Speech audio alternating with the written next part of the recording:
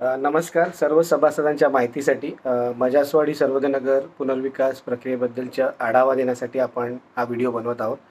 जसं गेल्या टायमाला आपण जी लास्ट व्हिडिओ बनवलेली ती 27 जुलैला बनवलेली. त्यानंतर काही घडामोडी घडलेल्या त्याच्याबद्दल सभासदांना माहिती द्यायचं होतं. त्या दृष्टिकोनातून आपण हा व्हिडिओ करत आहोत. आपल्यासोबत अध्यक्ष देखील आहेत या ठिकाणी संजय बने.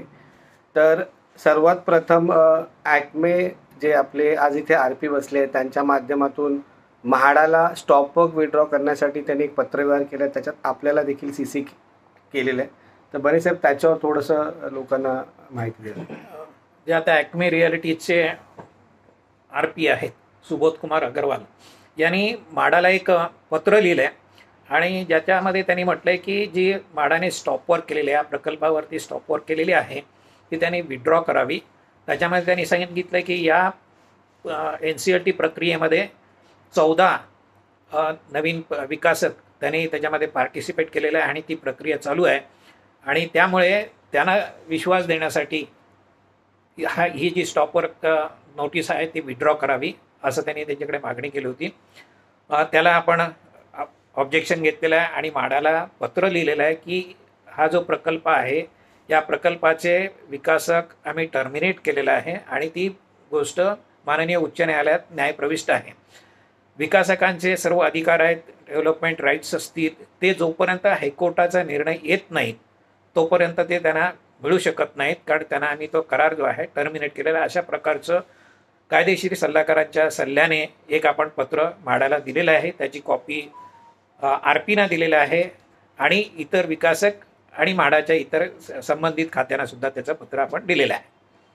तर त्याच दृष्टिकोनातून NCLTच्या इतर प्रक्रिया देखील सुरू आहेत. त्यात फॉर्म G मध्ये असं मेन्शन केलं गेलेलं की ही रिडेव्हलपमेंटचे राईट्स पूर्ण ॲक्मेकडे आहेत.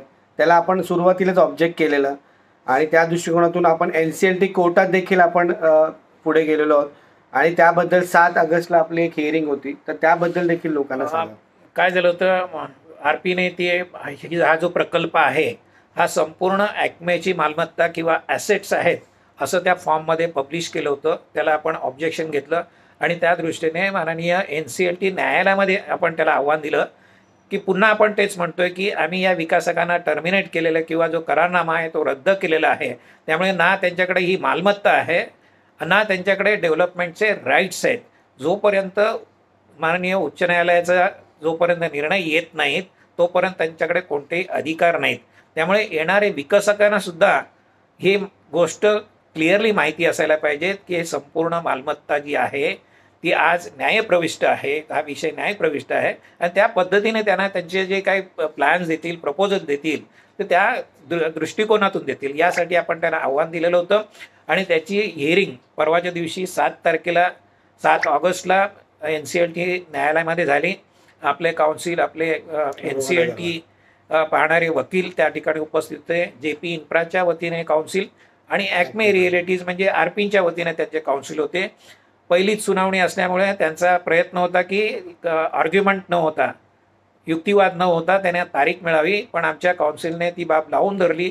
ते म्हणाले जरी त्यांना रिप्लाय करायला वेळ मिळाला पाहिजे हे मान्य आहे, परंतु सध्याची स्थिती आहे, वस्तुस्थिती आहे ती न्यायालयाच्या निदर्शनास आणणं गरजेचं आहे आणि त्या पद्धतीने त्यांनी सर्व इत्यंभूत म्हणजे आपण जे टर्मिनेट केलेलं आहे किंवा म्हाडाने स्टॉपवर केलेलं आहे, आपला जो रेंटचा क्लेम आहे, आपण ज्या प्रोसेसमध्ये आहोत ते इत्यंभूत सगळी माहिती न्यायालयाच्या निदर्शनास आणून दिलेली आहे.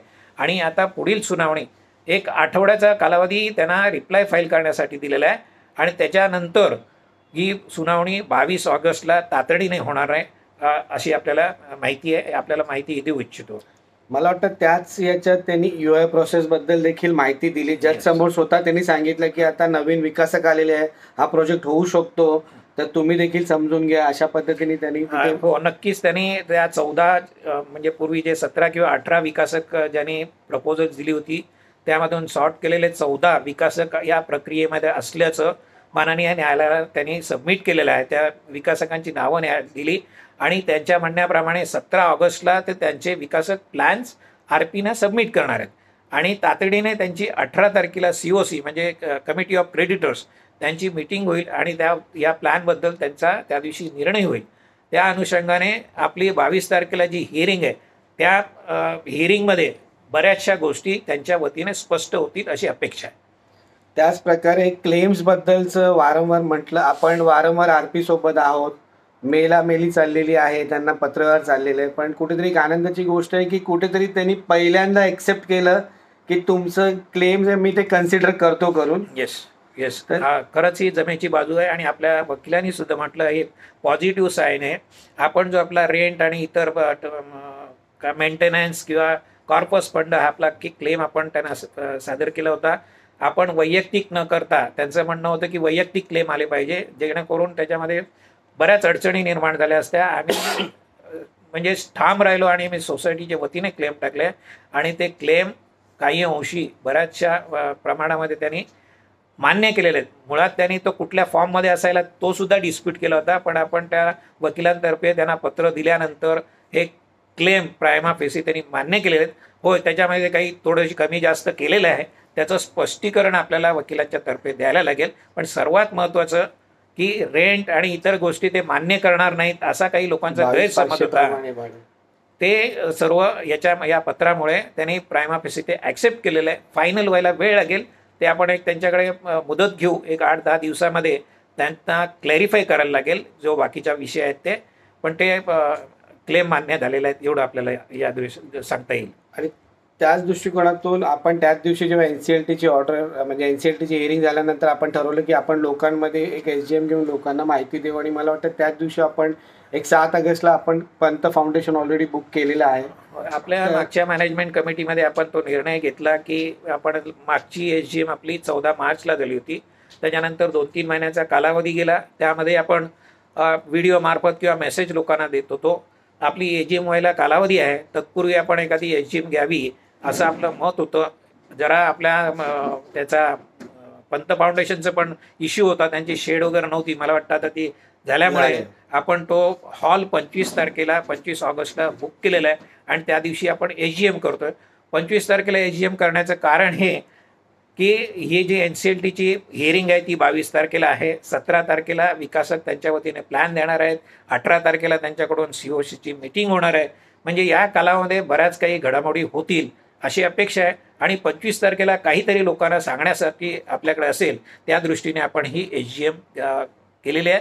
हॉल आपला ऑलरेडी बुक झालेला आहे. धन्यवाद बने साहेब. तर माझी सर्व सभासदांना विनंती असेल, आज जी आपण माहिती आपल्याला दिलेली आहे आपल्या इतर सभासदांपर्यंत पोहोचवा.